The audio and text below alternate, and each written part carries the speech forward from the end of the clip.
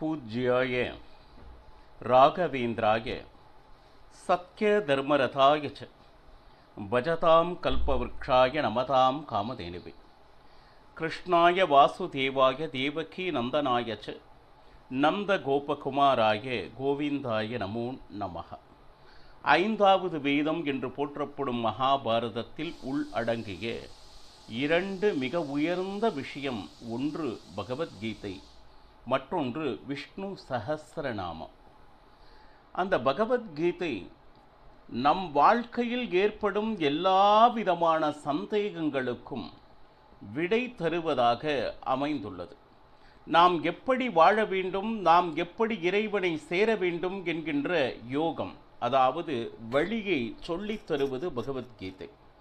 யாரோ கீதாச்சாரியன் அர்ஜுனன் ஒருவனுக்காக சொல்லப்பட்டதா என்றால் இல்லை. நாம் எப்படி வாழ வேண்டும் என்ற உயர்ந்த நெறியை கூறுவதே பகவத்கீதை. இதில் இரண்டாவது அத்தியாயமாக இருக்கக்கூடிய சாங்கிய யோகம், இதை நாம் பார்த்து வந்துட்டுருக்கோம்.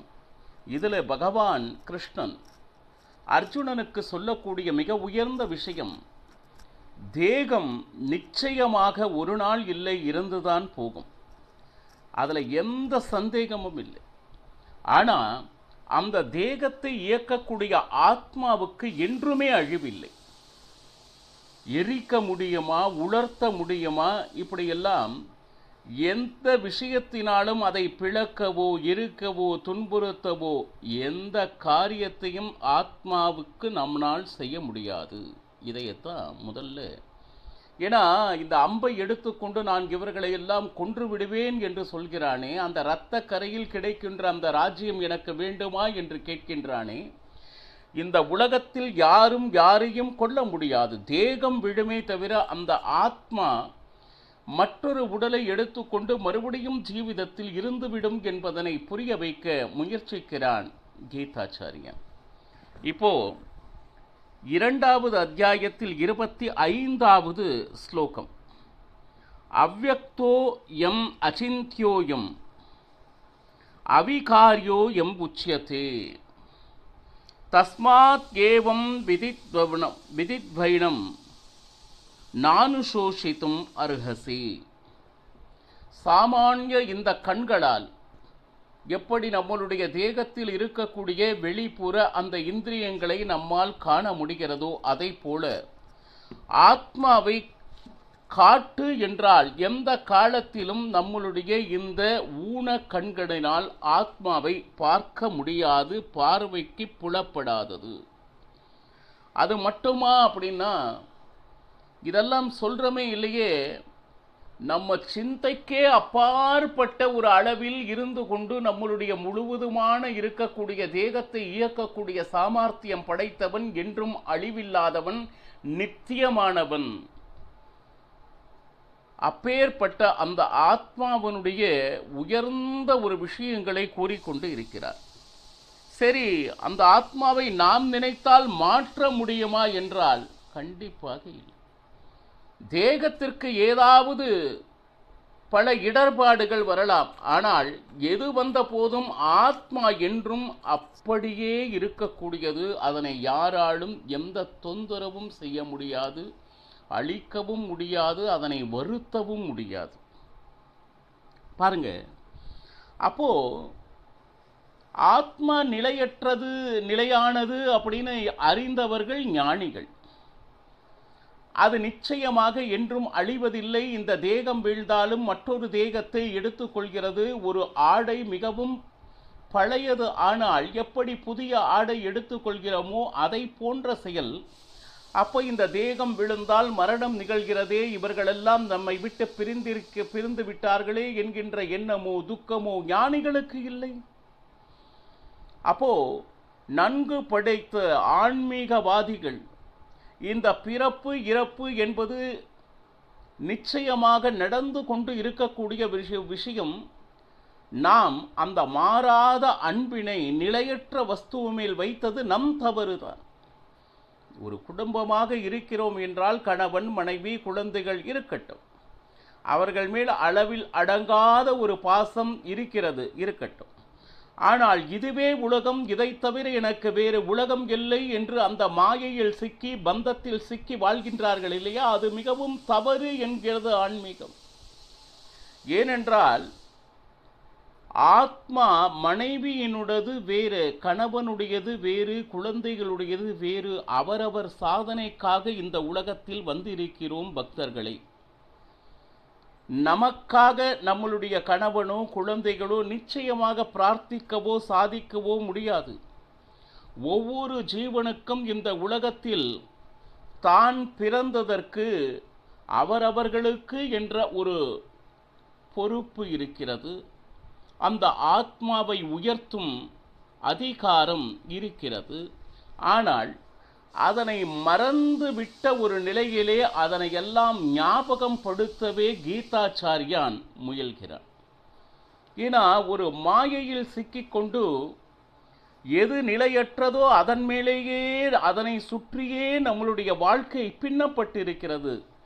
அவ்வளவு எளிதில் அதிலிருந்து வெளிவர முடியவில்லை. இதுதான் இப்போ இது தவறான விஷயம் என்பதை சொல்கிறான். சொன்ன உடனே இந்த பந்தத்தை எல்லாம் விட்டு அப்படியெல்லாம் இல்லை. பந்தத்தில் இருந்து கொண்டே தாமரை இலையில் நீர் எப்படி இருக்கிறது அங்கேதான் இருக்கும். ஆனால் எப்படி ஒட்டாமல் இருக்கிறதோ அதை போன்று நாம் வாழ பழகி கொள்ள வேண்டும். அந்த பக்குவம் வர வேண்டும் அப்படின்னு சொல்லிட்டு ஸ்லோகம் 20 இதுவரையிலும் பார்த்தது பாருங்க. 25 பார்த்தோம். 26வது ஸ்லோகம் என்ன சொல்கிறது என்று பார்த்தோம். அதச்சைனம் நித்ய ஜாத்தம் நித்யாவான் மன்யசே மிருதம் ததாபி துவம் மகாபாகோ நைனம் சோஷித்தும் அர்ஹசி. பாரு, இப்போ இந்த ஆத்மாவுக்கு என்றுமே அழிவில்லை, நித்தியமானது என்று நாம் பார்த்து கொண்டு இருக்கிறோம். இந்த ஆத்மா பிறந்து இறந்து ஆத்மாவும் இறந்து விடும், மறுபடியும் பிறக்கும் அப்படின்னு நீ ஒருவேளை தவறான எண்ணத்தில் நீ புரிந்து கொண்டிருப்பாயே. ஆனால் தேகம் விழுகும் பொழுது ஆத்மாவும் விழுந்து விடும் அப்படின்னு சொல்லிட்டு ஒரு தவறான ஒரு சிந்தனையை நம் மனதில் வைத்திருந்தாயேன. ஆனால் பலம் பொருந்திய பெரும் புஜங்களை தாங்கிய அர்ஜுனா, நிச்சயமாக நீ கவலைப்படுவதற்கு காரணம் என்பது இந்த வில்லை. ஏன் கேட்டீங்கன்னா, இந்த உலகத்தில் நடக்கக்கூடியது பிறப்பு இறப்பு என்பது இவை அனைத்தும் சாமானிய மற்றொரு மனிதனால் தீர்மானிக்கப்படுவதில்லை அர்ஜுனா. இந்த உலகத்தில் யார் இருக்க வேண்டும், எவ்வளவு நேரம் இருக்க வேண்டும், எவ்வளவு காலங்கள் அவர்களுக்கு கொடுக்கப்பட்டிருக்கிறது, அவர்களுடைய சாதனை என்ன, இது அனைத்தும் அறிபவன் நான் ஒருவனே. அவரவர்கள் செய்த பூர்வ புண்ணிய பாப கணக்குகளை பொறுத்தே அவர்களுடைய வாழ்க்கையினுடைய சாதனையும் இருக்கிறது. அவர்கள் என்று அழிய வேண்டும் என்பது காலம், அதாவது காலன். காலத்தை என் கைக்குள் வைத்திருப்பவன் நான். காலனாக இருந்து கொண்டு அவர்களை சாதனை செய்வைத்து அந்த நாள் வந்தவுடன் இந்த உலகத்திலிருந்து அவனை எடுப்பது நான் தானே தவிர மற்றொரு ஜீவன் நினைத்து இன்னொரு ஆத்மாவையோ தேகத்தையோ தேகம் விழலாம், ஆத்மா மீண்டும் மீண்டும் பிறக்கத்தான் செய்யும் என்று அர்ஜுனனுக்கு வெகுவாறு புரிய வைக்க முயல்கிறான் கீதாச்சாரியன். ஸ்லோகம் 27. ஜாத்யஸ்ய ஹித்ருவோ மிருத்யுர் த்ருவம் ஜென்ம மிருதஸ்ய ச தஸ்மாத் அபரிஹார்யேர்த்தே நத்வம் சோஷித்தும் அர்ஹசி. பாரு, இந்த உலகத்தில் யார் ஒருவர் பிறந்தார், பிறக்கும் பொழுதே நிச்சயம் ஒரு நாள் இந்த உலகத்தில் இருந்து அவன் சென்று விடுவான். அதாவது மரணம் என்பது நிச்சயம். ஒரு மருந்துகள் தயாரிக்கும் பொழுதே, தயாரிக்கும் தேதியை குறிப்பிடும் பொழுதே அது என்று அதனுடைய சக்தியை இழக்கிறது என்று எக்ஸ்பயரி டேட் என்று மருந்துகளில் அச்சிடப்பட்டிருக்கும் இல்லையா? அதை போலவே ஒவ்வொரு மனிதனுக்கும் பிறக்கும் பொழுதே அவனுடைய மரணத்தினுடைய தேதியும் குறிக்கப்பட்டு விடுகிறது. அதே போல மரணமடைந்தவன் நிச்சயமாக மீண்டும் பிறப்பான், அதுவும் நிச்சயமே. முதலில் இதனை நம்பு. மரணம் என்பது முடிவானது அல்ல. இந்த பிறப்பு இறப்பு என்கின்ற ஒரு சுழற்சியில் வருகின்ற ஒரு கட்டம். இந்த பிறவி முடிந்து மற்றொரு பிறவி, இப்படி பிறவியாக பலவிதமான பிறவிகளை கடந்துதான் இந்த மனித ஜென்மத்தையே நாம் எடுத்திருக்கிறோம் பக்தர்கள்.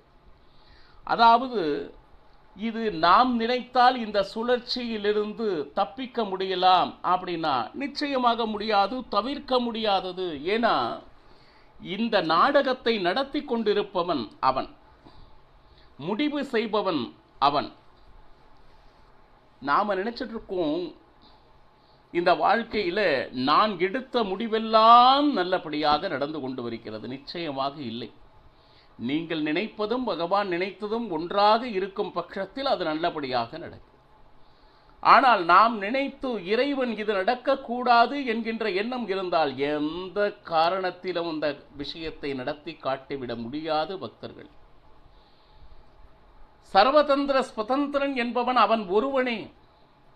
இந்த உலகத்தில் என்ன நடக்கிறதோ அதை ஏற்றுக்கொள்ளக்கூடிய மனப்பக்குவத்தை நாம் பெற்றிருக்க வேண்டுமே தவிர இது என்னால் தான் நடந்தது என்று சொல்லிக்கொள்ளும் அளவிற்கு நம்மில் எந்த விதமான உரிமையும் இல்லை, சக்தியும் இல்லை. நாம் அஸ்வதந்தர்கள். இதையத்தான் முதல்ல சொல்றோம். இப்போ நீ எங்கு பிறக்க வேண்டும் என்பது நான் தீர்மானிப்பது அர்ஜுனா. அவரவர்களுக்கு என்ன விதமான பலத்தை கொடுத்து எந்தெந்த வர்ணாசிரமத்தில் அவரை பிறக்க வைத்து அவர்களுடைய கடமைகள் என்ன என்பதை நான் தெளிவாக திட்டமிட்டு செய்து கொண்டிருக்கிறேன். இப்போ உன்னை எந்த குலத்தில் ஜனித்த வைத்திருக்கிறேன் என்றால் சத்திரிய குலம். அந்த சத்திரிய குலத்திற்கு என்று சத்திரிய தர்மங்கள் எவ்வளவோ சொல்லப்பட்டிருக்கிறது. அந்த சத்திரியனுடைய கடமைகளை செயலாற்றுவதில் எந்த காரணத்திலும் அதில் சஞ்சலம் கொள்ளக்கூடாது, கவலைப்படக்கூடாது. ஒரு நல்லவர்களுக்கு ஒரு ஆபத்து என்றால் சத்திரியனுடைய கடமை நிச்சயமாக அதர்மிகளிடம் இருந்து அவர்களை காப்பாற்றுவது சத்திரிய தர்மமாகும். பார்க்க போனால் நீ பந்து பாந்தவர்களாக பார்த்து கொண்டிருக்கிறாய், ஆனால் அவர்கள் அதர்மவாதிகள். ஒரு சத்திரியனுடைய கடமை கெட்டவர்களை கொன்றே ஆக வேண்டும். மறந்து விட்டாயா அவர்கள் செய்த அதர்மங்களை? ஊரில் இல்ல மூன்றாவது ஆளுக்கு கூட செய்ய இல்லை, உன்னுடைய குடும்பத்தில் இருப்பவர்களுக்கே எவ்வளவு பெரிய அபமானங்களை தேடி தந்திருக்கிறார்கள். உடன் பிறந்தவர்களை காட்டுக்கு அனுப்பி அவர்களை கொல்வதற்காக எத்தனைத்து மெழுகினால் ஒரு மாளிகையினை செய்து அதில் வைத்து உங்கள் அனைவரையும் இறக்க திட்டம் தீட்டியவர்கள் அர்ஜுனா. அப்பேற்பட்ட அதர்மவாதிகளை கொல்வது என்பது சத்திரிய தர்மம். இதில் உனக்கு கலக்கம் என்ற இரு பார்வை. ஒரு ஜீவனை கொள்கிறோமே அப்படின்னு ஒரு எண்ணம் வந்ததா? இல்லை. இவர்கள் என்னுடைய பந்து பாந்தவர்கள் அப்படின்னு உன்னோடு இருக்கக்கூடிய அந்த பந்தத்தை நினைத்து அழுது கொண்டிருக்கிறார். என்னை வளர்த்தவன், எனக்கு பாடம் சொல்லிக் கொடுத்தவன், அவர் யாராக வேண்டுமானாலும் இருக்கட்டும், அதர்மவாதிகளை இருந்தால் அதை பொறுத்து கொள்ள முடியுமா? நிச்சயமாக அவர்களையும் அடித்துத்தான் இந்த உலகம் நன்றபடியாக இருக்கும். துரியோதனன் இன்னும் இருந்திருந்தால் இன்னும் எத்தனை பேருக்கு இப்படிப்பட்ட அபமானங்களை தர்மவான்களுக்கு செய்து கொண்டிருப்பார். கொஞ்சம் நினைச்சு பாருங்கள். பகவான் கிருஷ்ணனுடைய அவதாரத்தினுடைய நோக்கமே தர்மத்தை நிலைநாட்ட வேண்டும், நல்லவர்கள் வாழ வேண்டும், கெட்டவர்கள் அழிய வேண்டும் என்பதற்குத்தானே. அப்படி இருக்கும் பொழுது கீதாச்சாரியனுடைய முழுமையான எண்ணத்தை புரிந்து கொள்ள முடியாத சீடன் இப்பொழுது சஞ்சலத்தில் இருப்பதாக பகவத்கீதை நமக்கு சொல்லிக் கொண்டிருக்கிறது. அப்போ எந்த காரணத்திலும் அர்ஜுனா உன்னுடைய காண்டீபத்தினால், நீ விடும் அம்பினால் இந்த ஆத்மாவை என்றுமே நாசம் செய்ய முடியாது என்பதனை புரிய வைக்க. ஸ்லோகம் 28 அவ்யக்தாதீனி பூதானி வக்தமத்யானி பாரத அவ்யக்த நிதனான் கேவ தத்ர கா பரிதேவனா. இந்த உலகத்தில் என்னென்ன உயிர்கள் உயிரினங்கள் தோன்றியிருக்கின்றதோ அது அனைத்தும் தோன்றாமலே இருந்தன. எங்கு இருந்தன என்றால் பகவானுடைய உதரத்தில். இடையில் தோன்றுகின்றன. பகவானால் சிருஷ்டி செய்து அவனே சிருஷ்டிக்கும் ஸ்திதிக்கும் லயத்திற்கும் காரணம். படைப்பவன், காப்பவன், அழிப்பவன், இது அனைத்தையும் தன் கையில் வைத்து கொண்டிருப்பவன் அவனே சர்வோத்தமன். எப்படி தோன்றும் போது சுகமோ அதே போல அந்த உயிர்களை அழிக்கும் பொறுப்பும் அவனுடையது.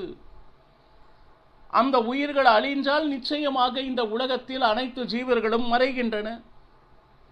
இப்போ அவன் படைக்கிறான், அவன் காக்கிறான், அவனே அதனை அழிக்கிறான். இதற்கு நமக்கு என்ன கவலை? நமக்கு என்ன நடக்க வேண்டும் என்பதை தீர்மானிப்பவன் அவன். அவன் என்ன நினைக்கிறானோ அதை செயல்படுத்த பிரயத்தனப்படுபவன் நான். அந்த செயலை செய்விப்பதற்கும் எனக்குள் சக்தியாக இருந்து அதனை நடைமுறைப்படுத்துபவனும் அவனாக இருக்கும்போது இதில் எங்கிருந்து உனக்கு கவலை வந்தது? இதில் ஏதாவது உன்னால் நடைபெற்றதா? இந்த உலகத்தில் உயிரை நீ உருவாக்குகிறாயா, காக்கிறாயா, அழிக்கிறாயா? எதிலும் உனக்கு சம்பந்தம் இல்லை என்ற போது அதனுடைய பலனிலும் எந்த சம்பந்தமும் உனக்கு இல்லை என்று ஆத்மாவின் நித்தியத்தையும் தேகத்தினுடைய அழிவினையும் மிக அற்புதமாக கீதாச்சாரியான் தன்னுடைய சீடனுக்கு கூறிக்கொண்டிருக்கிறார். மீண்டும் நாளை பருகலாம். சர்வம் ஸ்ரீ கிருஷ்ணார்ப்பணமஸ்து. ஹரி ஸ்ரீனிவாசா.